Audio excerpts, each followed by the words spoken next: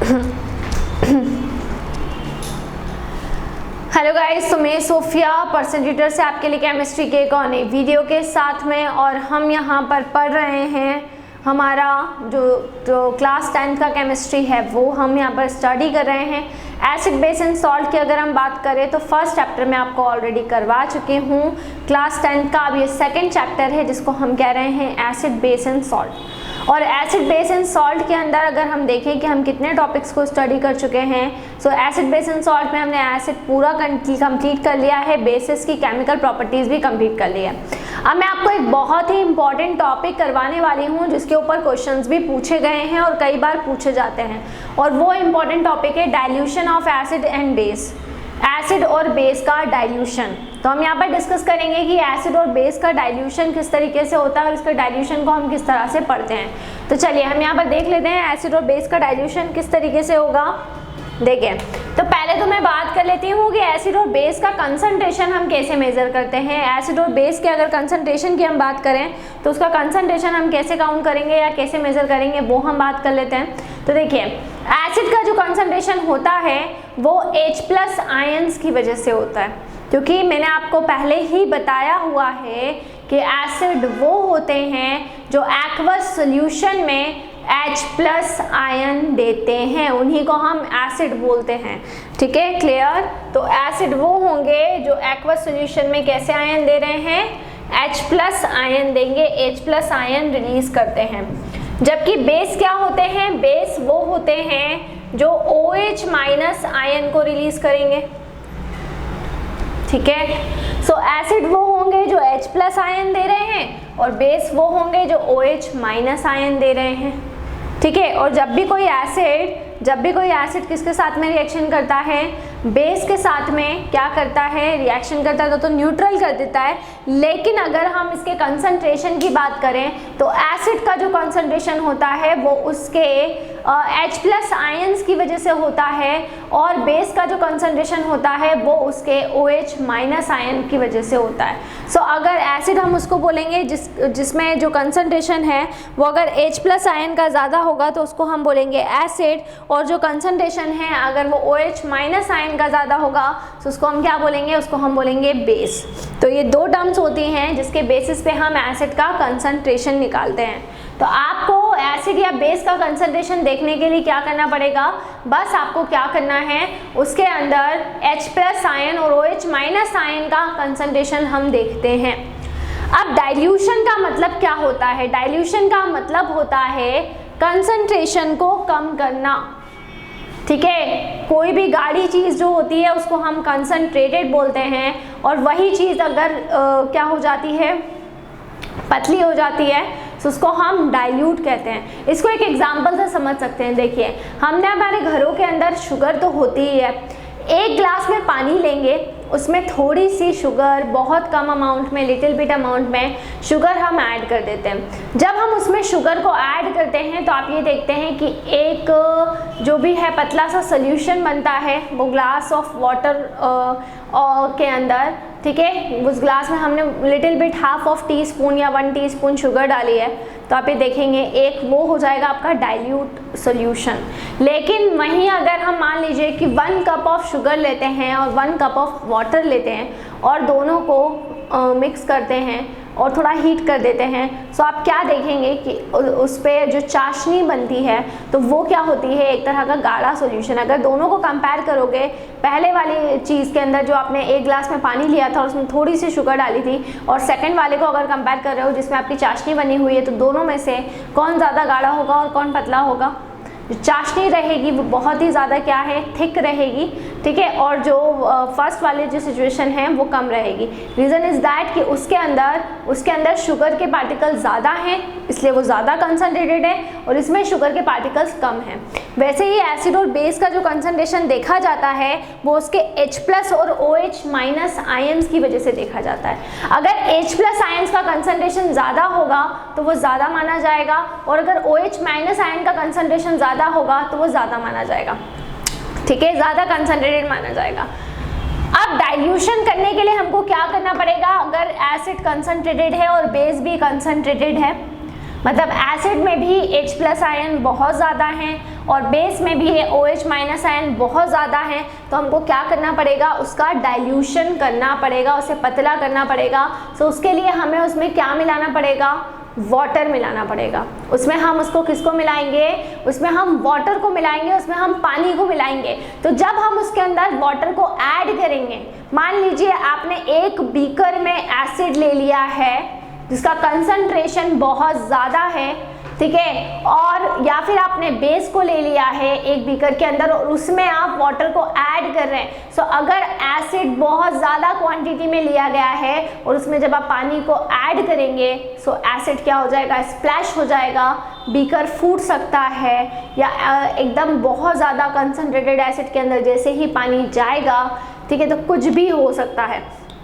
Clear. तो इसीलिए जब भी एसिड या बेस का डाइल्यूशन किया जाता है तो वाटर को हमें ऐड तो करना ही पड़ेगा, लेकिन हम क्या करते हैं, बीकर में ज़्यादा अमाउंट में एसिड को नहीं लेते हैं, बीकर में हम एसिड की जगह पे वाटर को ले लेते हैं और उस वाटर के अंदर हम ड्रॉप बाय ड्रॉप थोड़ा थोड़ा करके एसिड मिलाते हैं, है ना। तो पानी क्या होता है, वाटर क्या करता है, वो जो एसिड है जो बहुत ज़्यादा कंसंट्रेटेड है, जिसमें से हीट इवॉल्व हो सकती है, कुछ भी हो सकता है, लेकिन जब धीरे धीरे करके एसिड उस वाटर के अंदर जाएगा तो पानी उसको क्या करता रहेगा, पानी उस एसिड या फिर बेस को कूल करता रहेगा, जिससे बीकर के फटने का या टूटने का खतरा नहीं रहता। ठीक है, क्लियर। इसीलिए जब भी हम डाइल्यूशन करते हैं एसिड और बेस का, तो हम कभी भी एसिड या बेस में वाटर नहीं मिलाते हैं, हम वाटर में एसिड या बेस मिलाते हैं। ठीक है, क्लियर है। तो यही मैं आपको देखिए लिखवाने वाली हूँ, डाइल्यूशन ऑफ एन एसिड में हम यही जो भी कॉन्सेप्ट है उसी को हम यहाँ पर पढ़ेंगे। तो डाइल्यूशन ऑफ एसिड आप लोगों को समझ में आ गया होगा कि डाइल्यूशन ऑफ एसिड का मतलब क्या होता है। ठीक है, तो डाइल्यूशन ऑफ एसिड का मतलब जो भी एसिड और बेस है उसमें जो H+ आयन है और OH- आयन है उसका जो कंसंट्रेशन है उसको कम करना, और उसके कंसंट्रेशन को कम करने के लिए हमें एसिड या बेस में क्या मिलाना पड़ेगा, वाटर मिलाना पड़ेगा। लेकिन हम कभी भी एसिड या बेस में वाटर नहीं मिलाएंगे, हम वाटर के अंदर एसिड या बेस को धीरे धीरे करके मिलाते हैं। ठीक है, देखो the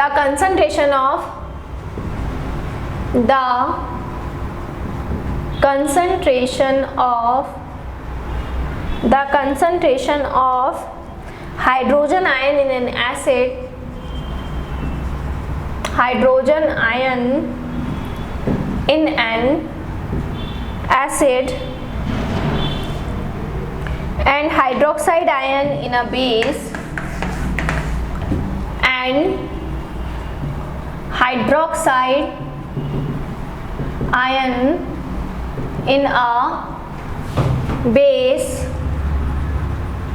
the concentration of hydrogen ion in an acid and hydroxide ion in a base per unit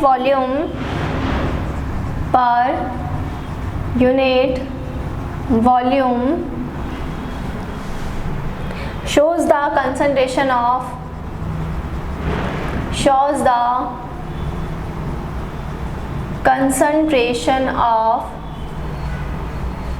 acid और बेस। ठीक है, क्लियर। क्या हो जाएगा, shows the concentration of acid और बेस। ठीक है, तो देखिए जो कंसंट्रेशन होता है हाइड्रोजन आयन का किसी एसिड में और हाइड्रोक्साइड आयन का बेस में पर यूनिट वॉल्यूम में, वो एसिड और बेस के कंसंट्रेशन को शो करता है। On mixing of acid to water,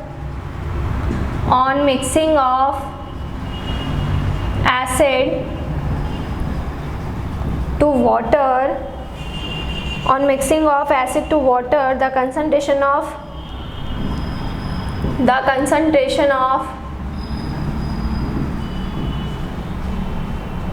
hydrogen ion per unit volume decreases, है ना। जब भी हम क्या करते हैं वाटर के अंदर वाटर को एसिड में मिलाएंगे, सो हमेशा क्या होगा, जो कंसंट्रेशन रहेगा वो कम हो जाएगा। इसी तरीके से similarly by addition of base to water, by addition of base to water, the concentration of hydroxide ion, the concentration of hydroxide ion per unit volume decreases, per unit volume decreases, है ना। ठीक है, तो जब हम क्या करेंगे, किसी एसिड के अंदर वाटर को मिलाएंगे तो H+ आयन का कंसंट्रेशन कम हो जाएगा, और जब बेस के अंदर हम किसको मिला रहे हैं, वाटर को मिला रहे हैं, तो जैसा कि मैंने आपको पहले ही बता दिया है कि OH नेगेटिव आयन का कंसंट्रेशन क्या हो जाएगा, कम हो जाएगा। तो दोनों का कंसंट्रेशन कम होगा। The process of addition of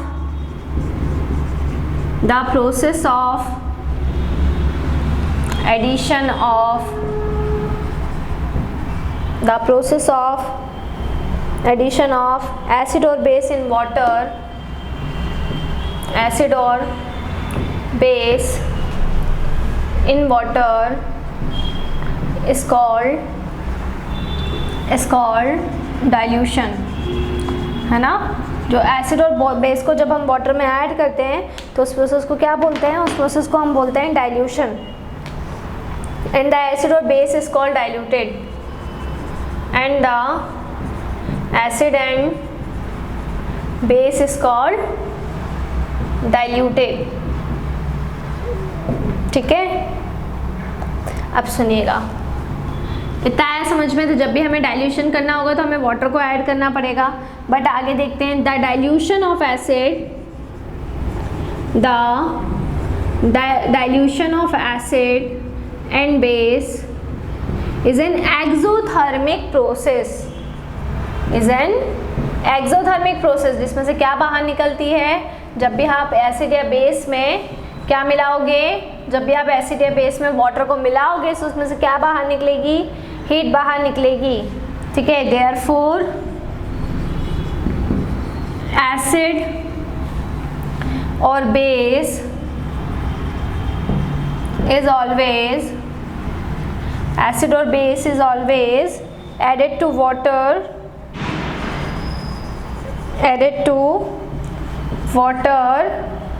and not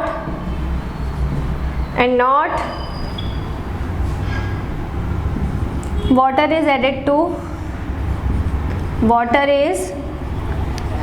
to acid and base, है ना। तो आपको हमेशा पहले ही बता दिया मैंने, आपको हमेशा क्या करना है, वाटर के अंदर एसिड और बेस मिलाना है।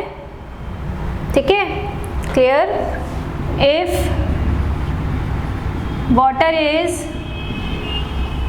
added to acid or base, a lot of heat generated, क्या होगा, अगर आप क्या करेंगे, वाटर को ऐड करेंगे तो बहुत सारी हीट जनरेट हो जाएगी, विच में कॉज स्प्लैशिंग, एसिड बाहर हो सकता है, स्प्लैश आउट हो सकता है ना, या बेस बाहर हो सकता है। ठीक है, और उससे ज़्यादा डैमेज भी हो सकता है, and may cause severe damage. इसलिए हमेशा वाटर को एसिड में मिलाएंगे, ना कि एसिड को वाटर में मिलाएंगे। तो ये आपको याद रखना है। तो पूरा जो आंसर है ये आता है, ये मैंने आपको पूरा लिखवा दिया है यहाँ पर, और ये बहुत ही इंपॉर्टेंट टॉपिक था, dilution of acid and base. इसके बाद में हम नेक्स्ट टॉपिक को स्टडी करेंगे। ठीक है, strength of acid and base और पीएच टेबल को हम नेक्स्ट वाली वीडियो में डिस्कस करने वाले हैं। तो इसी तरह से जुड़े रहिए हमारे साथ में, वीडियोज़ को लाइक करते रहिए, चैनल को सब्सक्राइब करना ना भूलें। कोई भी डाउट, कोई भी क्वेरी हो उसे आप कमेंट बॉक्स में डाल सकते हैं। और अगर आप हमसे ऑनलाइन होम क्लासेस पढ़ना चाहते हैं तो हम आपको ऑनलाइन होम क्लासेस की फैसिलिटी भी प्रोवाइड कर रहे हैं। हमसे ऑनलाइन होम क्लासेस पढ़ने के लिए डिस्क्रिप्शन में जाकर सारी डिटेल्स ले लें और हमसे कांटेक्ट करें। घर पर रहें, सुरक्षित रहें, बाहर ना निकलें, बहुत ज़रूरी हो तो ही बाहर निकलें।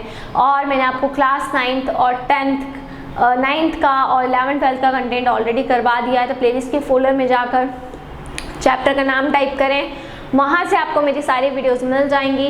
अगर कोई टॉपिक ऐसा हो जो मैंने वहाँ पर नहीं पढ़ाया हो तो बिल्कुल आप कमेंट सेक्शन में डाल सकते हैं, तो मैं आपको वो टॉपिक बिल्कुल कवर अप करवा दूँगी। इसके अलावा आपको अगर जो भी क्वेरी है, जैसे फर्स्ट चैप्टर आपको क्लास 10th का अवेलेबल है प्लेलिस्ट में, तो वो भी आप वहाँ से पढ़ सकते हैं। सो बहुत सारे केसेस आ रहे हैं, सो घर पर रहना है, सुरक्षित रहना है, बाहर नहीं निकलना है और ज़्यादा से ज़्यादा पढ़ाई करनी है। So stay home, stay safe, study hard.